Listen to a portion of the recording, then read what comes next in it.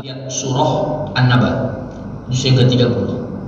Jadi ketika Allah turunkan surah ini baik ada asbabun nuzul. Dalam bahasa kita ada sebab ayat ini turun.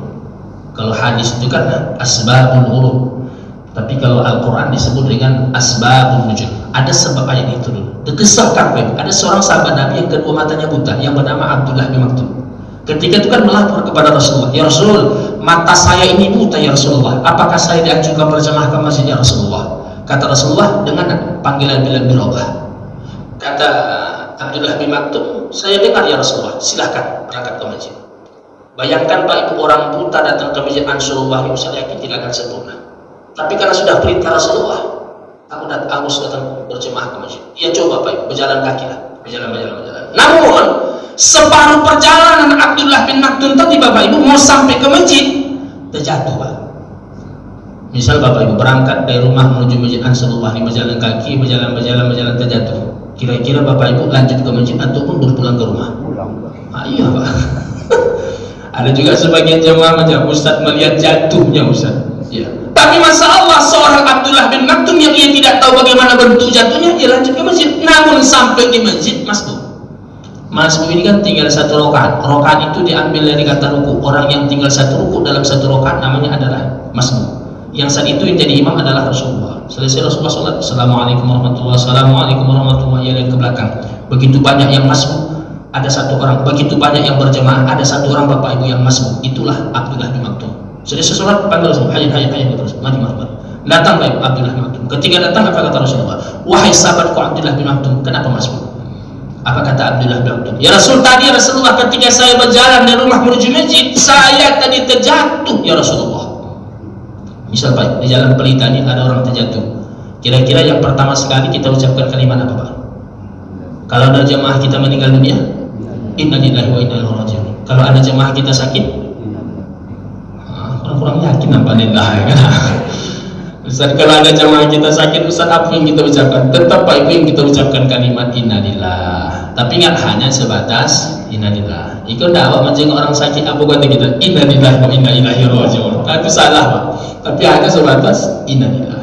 Tapi masa Allah Pak Ibu, ketika Abdullah bin Maktum menyampaikannya Rasul, ketika saya berjalan kaki dari rumah menuju masjid ingin berjamaah dengannya Rasulullah, saya tadi terjatuh ya Rasulullah.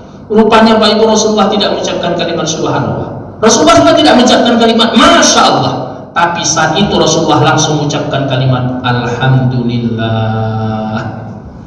Misal Bapak Ibu berdua berjalan, jatuh Bapak Ibu, apa kata kawan sebelah? Alhamdulillah. Bagaimana perasaan Bapak Ibu? Marah Bapak Ibu, sudah jatuh didoakan kalimat Alhamdulillah. Tapi masa Allah seorang Abdullah bin Maktum tidak marah, malah bertanya kepada Rasulullah, ya Rasul, kenapa engkau doakan, kenapa engkau lapaskan kalimat Alhamdulillah? Apa kata Rasulullah? Datangnya engkau ke masjid, jatuhnya engkau datang ke masjid, separuh dosamu diampuni oleh Allah. Ini subuh yang pertama. Subuh yang kedua Bapak, ya buka pintu rumahnya, ia pun berjalan ke masjid. Namun Bapak Ibu, ketika ia melangkahkan kakinya menuju masjid, ya Rasulullah, datang Pak Ibu seorang laki-laki langsung memegang tangan Abdullah bin Maktum. Tapi Abdullah bin Maktum tak bertanya, Masmu, siapa nama? Aina tashkur, mana tempat tinggal? Ustaz, untuk apa Ustaz seorang laki-laki ini? Untuk menuntun dan menolong Abdullah bin Maktum ke masjid. Alhamdulillah Pak Ibu sampai dalam keadaan selamat. Subuh yang kedua. Subuh yang terakhir, ia buka pintu rumahnya. Ketika ia langkahkan lagi kakinya menuju masjid, datang lagi Pak Ibu seorang laki-laki. Yang laki-laki ini laki-laki subuh yang kedua, langsung juga memegang tangan Abdullah bin Maktum. Tapi saat itu Abdullah bin Maktum langsung bertanya, Maha, siapa ini? Apa kata laki-laki? Ana iblis. Rupanya Pak, yang menolongnya siapa? Iblis. Logikanya, Ustaz kok baik Ustaz iblis? Di subuh yang kedua, ia tolong. Sampai-sampai Bapak Ibu, di subuh yang ketiga juga ia ingin tolong. Rupanya ada maksud dan tujuan iblis. Apa maksud dan tujuan iblis Ustaz? Kalaulah Abdullah bin Maktum ini Bapak Ibu seorang berangkat ke masjid, jatuh sekali lagi, apa yang habis Bapak Ibu? Dosanya Pak. Kenapa Ustaz? Ingat subuh yang pertama jatuh, didoakan oleh Rasulullah, Alhamdulillah separuh dosamu ya Abdullah bin Maktum diampuni oleh Allah. Rupanya Pak Ibu terdengar oleh iblis, aku nak menjadi.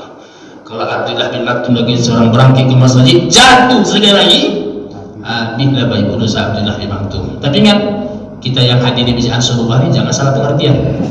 Oh, bilang Ustaz Bakhtiar Nasution, kalau kita datang ke masjid jatuh sekali separuh dosa kita diampuni oleh Allah. Maka mulai nanti juhur setiap datang ke masjid jatuh aja. Ustaz seperti itu, Ustaz, kita menafsirkannya salah, baik. Tapi hikmahnya baik. Ketika bapak ibu yang sudah berumur 50 60, semakin tinggi baik ibu kualitas ibadahnya. Di mana Ustaz datang adalah ke masjid baik. Inilah tempat orang ingin mendapatkan keberkahan, orang ingin mendapatkan ketenangan. Di mana Ustaz tempatnya adalah di mana? Adalah di masjid. Supaya Ustaz umur yang Allah berikan bapak ibu semakin bertambah, ia semakin berkah di hadapan Allah Subhanahu wa taala.